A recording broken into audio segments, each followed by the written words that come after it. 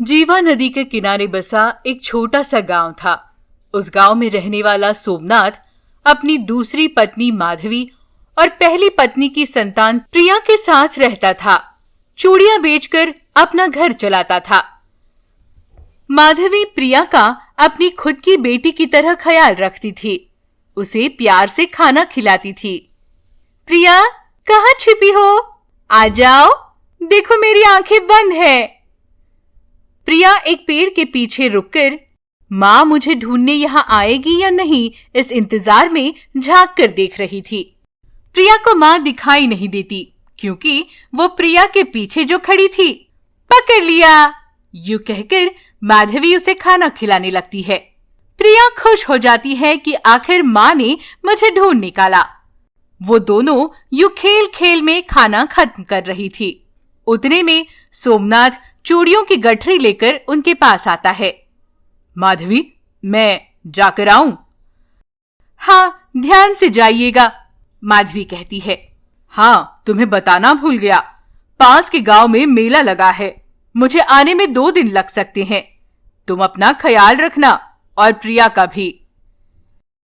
सुनिए, आपके बिना क्या प्रिया रह पाएगी? देखो माधवी, तुम हो तो उसकी सौतेली मां, पर अपनी बेटी की तरह प्यार कर रही हो उसे। वो सही है, पर आपका उसके साथ होना अलग बात है। तब सोमनाथ, ऐसी कोई बात नहीं है माधवी, मैं देख रहा हूं ना, तुम दोनों का रिश्ता गहरा हो रहा है। तुम चिंता मत करो, वो रह लेगी तुम्हारे साथ, मेरे बिना भी। उतने में प्रिया वहां आती है। सोमनाथ कहता है, बेटा प्रिया, मैं काम से बाहर जा रहा हूं, तुम्हारे लिए क्या लाऊं बोलो? तब प्रिया, बाबा आप सावधानी से जाइए और आपका काम जल्दी खत्म करके आइए। मेरी लाडो, ध्यान से रहना घर पर, माँ को सताना नहीं, समय पे खाना खा लेना, ठीक है? ठीक है बाबा, प्रिया कहती है। सोमनाथ उन्हें सावधानी की बातें बताकर वहां से दूसरे गांव जाने लगता है। प्रिया और माधवी कुछ देर आंगन में ही लुका छिपी खेलती है। वो दिन बीत जाता है। दोनों खाना खाकर सो जाती है। अचानक तेज बारिश होने लगती है।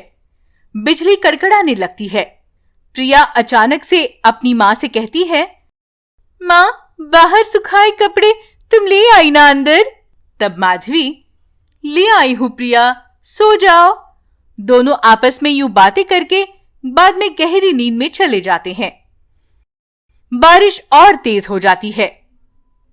तूफानी हवा चलने लगती है। बिजली गिरने की आवाज आने लगती है। नदी का प्रवाह बढ़ जाता है। सारा पानी गांव में घुस जाता है। गांव पानी के नीचे आ जाता है। लोग, उनका सामान, सब कुछ बहने लगता है। माधवी और प्रिया भी उस पानी में गोते खा रही थी। माधवी प्रिया से, बेटा डरो मत, मैं तुम्हें देख रही हूँ, मेरे पीछे पीछे आओ। प्रिया कहती है, माँ मुझे डर लग रहा है, तुम कहाँ हो माँ? माधवी कहती है, बेटा तुम्हारे आगे ही हूँ, डरो मत, आओ ऐसे ही मेरे पीछे पीछे आओ। यूं बहते हुए वो दोनों एक पेड़ की टहनी पकड़ लेती है। प्रिया कहती है, माँ मैं यूं ज्यादा देर नहीं रह पाऊंगी, मुझे सांस लेने में तकलीफ हो रही है माँ। प्रिया, बेटा किसी भी हाल में पेड़ की टहनी मत छोड़ना, कस के पकड़ो, पानी का बहाव तेज है, हम बह जाएंगे, डूबकर मर जाएंगे बेटा। माधवी कहती है। प्रिया कहती है, माँ मुझे सीने में दर्द हो रहा है माँ। माधवी ये सुनकर रोने लगती है। हे भगवान, मुझे ले जाओ पर मेरी बेटी को बचा लो, यूं प्रार्थना करती है। तो प्रिया, भगवान माँ के बिना मैं नहीं रह पाऊंगी, यूं कहकर रोने लगती है। दोनों डर गई थी। तभी उन्हें एक हंसी की आवाज सुनाई देती है। दोनों उस तरफ देखते हैं। अचानक उनके सामने खड़े पेड़ की आंखें खुल जाती है। वो पेड़ हंस रहा था। प्रिया कहती है, माँ ये तो जादुई पेड़ है, देखो ना, इसका चेहरा है, इसकी आंखें और नाक भी है। तब वो जादुई पेड़ बचाओ बचाओ यूं कह रही थी तुम दोनों, इसीलिए आया हूं, तुम्हारी रक्षा करने के लिए। बोलो, पहले किसे बचाऊं? तब माधवी, मेरी बेटी को बचा लो, उसकी सांसें फूल रही है। उस पर वो जादुई पेड़, तुम्हारी बेटी को बचाऊंगा तो तुम्हारी जान चली जाएगी, यूं कहता है। ये सुनकर प्रिया डर जाती है। नहीं नहीं, मेरी माँ को ही बचा लीजिए, मुझे माँ चाहिए, यूं कहती है। तब जादुई पेड़, तुम ही नहीं रहोगी, फिर तुम्हें माँ की क्या जरूरत? तब प्रिया, मैं यहाँ नहीं रहूंगी, पर आसमान से माँ को देख तो सकूंगी, यूं कहती है। तब वो जादुई पेड़ उन्हें आंखें बंद करने के लिए कहता है। उसके कहने के मुताबिक दोनों आंखें बंद कर लेती है। उन दोनों के चेहरे को एयर बबल्स आ जाते हैं। उन्हें सांस लेने में कोई दिक्कत नहीं होती। तब जादुई पेड़ कहता है, अब तुम दोनों को सांस लेने में तकलीफ नहीं होगी, हम आराम से बात कर सकते हैं। तब माधवी कहती है, हम बहुत गरीब हैं, मेरे पति गांव गांव घूमकर चूड़ियां बेचते हैं। तब प्रिया, हाँ जादुई पेड़, मेरे बाबा मेरे लिए दिन रात मेहनत करते हैं। माधवी कहती है, उनकी तबीयत ठीक नहीं रहती, डॉक्टर ने उन्हें आराम करने के लिए कहा है, पर जब भी हम उन्हें ये बात बताते हैं तब वो हमसे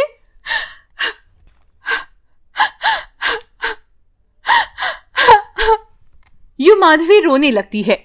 उसके आंसू नदी के पानी में मिल जाते हैं। तब जादुई पेड़, यूं आधी बात बताकर रोने का क्या मतलब है? क्या कहता था तुम्हारा पति? डॉक्टर के कहने के मुताबिक अगर मैं आराम करूंगा तो सिर्फ और सिर्फ मरने के बाद ही, यूं कहते थे। माधवी रोए जा रही थी। प्रिया भी, बाबा बाबा, यूं रोने लगती है। उसका रोना देख जादुई पेड़ के भी आंसू निकल आते हैं। तीनों यूं रो रहे थे। कहीं दूर बिजली गिरने की आवाज आती है। धरती में तेज कंपन होते हैं। वो तीनों डर जाते हैं। जादुई पेड़ कहता है, तुम दोनों में से किसी एक की मौत तो होनी ही है, किसे मार डालूं? तुम ही बताओ, बच्ची के लिए माँ या फिर माँ के लिए बच्ची? प्रिया कहती है, जादुई पेड़, माँ के लिए बच्ची मरने को तैयार है, मुझे मार डालो। तब माधवी, नहीं नहीं, मेरे लिए अपनी सुनहरी जिंदगी बर्बाद मत करो बेटा, मेरी बेटी मेरी बात मानेगी ना? तब प्रिया, मैं तुम्हारी बेटी नहीं हूं, तुम्हारी सौतेली बेटी हूं, यूं कहती है। ये बातें सुनकर माधवी रोने लगती है। जादुई पेड़ कहता है, क्या तुम इसकी बेटी नहीं हो? प्रिया कहती है, नहीं, लेकिन माँ मुझे अपनी बेटी से भी ज्यादा प्यार करती है। अब एहसान चुकाने का मेरा वक्त आ गया है, इसीलिए मुझे मार डालो, पर मेरी माँ को बचा लो जादुई पेड़। उन दोनों का ये प्यार देख वो हैरान रह जाता है, खुश भी होता है। जादुई पेड़ उन दोनों को तुरंत किनारे पर ले आता है। माँ बेटी दोनों हाथ जोड़कर उसे धन्यवाद देती है। फिर वो अपने घर जाने लगती है। पर ये क्या, बाढ़ की वजह से सब कुछ तहस नहस हो गया था। सारे घर बह चुके थे। वो अपने घर तक पहुंचती है, उनका घर भी टूट चुका था। तब प्रिया कहती है, माँ बाबा अब तक नहीं आए। तब माधवी, आएंगे बेटा, पर अब हम घर कैसे बनाएंगे? माधवी सोच रही थी, उतने में सोमनाथ चूड़ियां बेचकर लौटता है। उसे देख प्रिया, बाबा बाबा आ गए आप? बाबा, यहाँ बहुत तेज तूफान आया था, हम बह गए थे, देखिए हमारा घर भी बह गया, अब क्या करेंगे? यूं कहती है। तब सोमनाथ, चिंता मत करो बेटा, मैं अभी जाकर झोपड़ी के लिए लकड़ियां और नारियल की टहनियां ले आता हूं, तुम यहीं रुको। पर उसके लिए तो कुल्हाड़ी की जरूरत है। सोमनाथ कहता है, घर में थी ना हमारे कुल्हाड़ी, यहीं कहीं जमीन में फंस गई होगी, मैं देख लेता हूं, तुम यहीं रुको। सोमनाथ कुल्हाड़ी ढूंढने लगता है। उसे एक जगह मिल जाती है। फिर वो कुल्हाड़ी लेकर लकड़ियों की खोज में निकलता है। नदी किनारे उसे वो जादुई पेड़ दिखाई देता है। तब सोमनाथ, ये पेड़ तो बहुत अच्छा है, इसकी लकड़ियां झोपड़ी के काम आएगी। यूं कहकर वो उस पेड़ की लकड़ियां काटने लगता है। जादुई पेड़ ये देख रोने लगता है। अरे, मैंने तुम्हारी बीवी और बेटी की जान बचाई, उन्हें तो मैंने अलग नहीं किया, पर तुम मेरी ही टहनियां काटकर अपना घर बनाने जा रहे हो। कोई बात नहीं, इस दुनिया में जन्म देने वाली मां को यूं प्रताड़ित करने वाले कई लोग देखे हैं। वो पेड़ सोमनाथ को माफ कर देता है। सोमनाथ उसी लकड़ियों से अपनी झोपड़ी बना लेता है। वो तीनों वहां रहने लगते हैं। प्रिया वहां आंगन में उस दिन लाए हुए जादुई पेड़ के बीज बो देती है। ये देख जादुई पेड़ खुश हो जाता है। मैंने वहां तुम्हारी रक्षा की, आज तुमने मुझे यहां बचा लिया बेटा, तुम्हारा बहुत बहुत शुक्रिया, यूं कहता है। इस तरह सोमनाथ और माधवी अपना जीवन नए सिरे से शुरू करते हैं। बेटी प्रिया के साथ वो दोनों खुशी खुशी रहने लगते हैं। करताल नाम का एक गांव था। उस गांव में मंजू नाम की एक छोटी बच्ची रहती थी। मंजू एक दिन नदी के पास खेल रही थी। उतने में कोई पीछे से आकर उसे नदी में धकेल देता है। वो बेचारी, बचाओ बचाओ, कोई मुझे बचाओ, यूं चिल्लाने लगती है। लेकिन वहां आसपास कोई नहीं था। वो नदी के बहाव के साथ दूर चली जाती है। वहां घर पर उसकी माँ बाबा मंजू की राह देख रहे थे। उसकी माँ कहती है, सुनिए, मंजू खेलने गई है, अब तक नहीं लौटी, मुझे डर लग रहा है। उसके पिता कहते हैं, अरे डर क्यों रही हो, यहीं कहीं खेल रही होगी, आ जाएगी। पर शाम हो जाती है, मंजू नहीं लौटती। दोनों डर जाते हैं, उसे ढूंढने निकलते हैं। मंजू कहीं नहीं थी। वो मंजू की दादी के पास जाकर पूछते हैं, सासू माँ, क्या मंजू आई थी यहाँ? नहीं श्यामला, वो आज आई ही नहीं। क्यों, क्या हुआ? दोपहर को खाना खाकर खेलने गई है, तब से घर नहीं लौटी, मुझे डर लग रहा है। अरे गोपाल, तुरंत पुलिस को खबर कर दो, आजकल बच्चों को अगवा करने वाले लोग घूम रहे हैं, जाओ जल्दी। ठीक है माँ, मैं अभी जाता हूँ, गोपाल कहता है। फिर वो तीनों मिलकर मंजू को ढूंढते हैं। गोपाल पुलिस स्टेशन में जाकर उन्हें बताता है। तब इंस्पेक्टर, हम जरूर ढूंढ निकालेंगे बच्ची को। क्या आपको किसी पर शक है? आपकी किसी से दुश्मनी? यूं पूछता है। नहीं साहब, हम किसी के झमेले में नहीं पड़ते, बस मैं और मेरा परिवार। ठीक है, हम पूरी कोशिश करेंगे, इंस्पेक्टर उन्हें बताता है। दिन बीत रहे थे, पर मंजू का कोई पता नहीं चलता। श्यामला और गोपाल काफी चिंतित थे। तो वहां मंजू एक नाव में बड़े से मायावी गुलाब के पेड़ के पास बेहोश पड़ी थी। उसे अचानक होश आता है। वो खुद से ही, मैं कहाँ हूँ, ये नाव किसकी है, यूं कहकर यहाँ वहां देखती है। वो गुलाब का पेड़ देख, ओह, ये कितना बड़ा गुलाब है, यूं कहकर मंजू दंग रह जाती है। थोड़ी सी डर भी जाती है। माँ, मुझे माँ चाहिए, यूं रोने लगती है। उतने में उसे एक आवाज सुनाई देती है। बेटा, क्यों रो रही हो? तब मंजू अचरज से, कौन है, कौन बात कर रहा है, यूं पूछती है। तब वो गुलाब का फूल, मैं, मायावी गुलाब। तुम बात कैसे कर रहे हो, तुम इतने बड़े क्यों हो? तब वो गुलाब, मैं कोई मामूली गुलाब नहीं हूं, मायावी गुलाब हूं, मुझे वरदान मिला है, मेरे पास बहुत सी मायावी शक्तियां हैं। अच्छा, वो सब ठीक है, तुम इतने दिन आराम से सो रही थी, क्या तुम ऐसे ही सोती हो? नहीं, मैं ऐसे नहीं सोती, मेरी कुछ समझ में ही नहीं आया। उस दिन किसी ने मुझे नदी में धकेल दिया था, मैं यहाँ कैसे आई, ये नाव किसकी है, मुझे कुछ पता नहीं। तब वो मायावी गुलाब, मैं जानता हूँ, मैंने ही तुम्हें बचाया है। अच्छा, तुम्हें भूख लगी है ना? ये लो, ये फल खा लो पहले। यूं कहकर वो गुलाब अपनी पंखुड़ी को नाव में गिराता है। उसका फल बन जाता है।